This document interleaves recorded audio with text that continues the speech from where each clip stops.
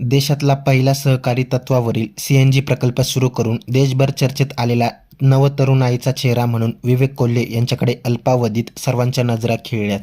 संजीवनी उद्योग समूहाच्या माध्यमातून ज्यूस टू इथेनॉल करणारा पहिला कारखाना म्हणून देखील कोल्हे कारखान्याकडे पाहिले जाते. नुकतेच जगभरात युद्धाचे वातावरण पेटल्यानंतर इंधनाचा तुटवडा जाणवतो. अशातच एलपीजीचा पर्याय म्हणून इथेनॉल ठरू शकते असा भारताचा स्वदेशी पर्याय या चेहऱ्याने देशासमोर ठेवला. 2000 कोटी लिटर इथेनॉल निर्माण होते.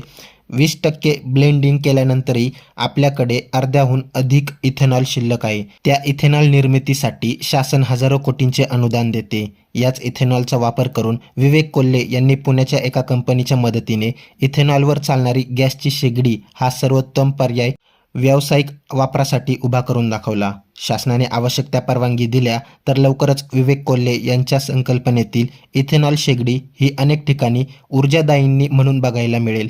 राजकीय क्षेत्रात विवेक कोल्हे यांनी जिंकणारी निवडणूक पक्षाच्या भूमिकेसाठी थांबत मनाचा मोठेपणा दाखवला. खुद्द अमित शहा यांनी विवेक कोल्हे यांचे याबद्दल कौतुक केले. परंपरागत विरोधक असणाऱ्या उमेदवाराला जो 2019ला अवघ्या 409 मतांनी निवडून आला होता, त्याला 1.25 लाखाच्या मताधिक्याने निवडून आणण्याचे काम या चेहऱ्याने केले.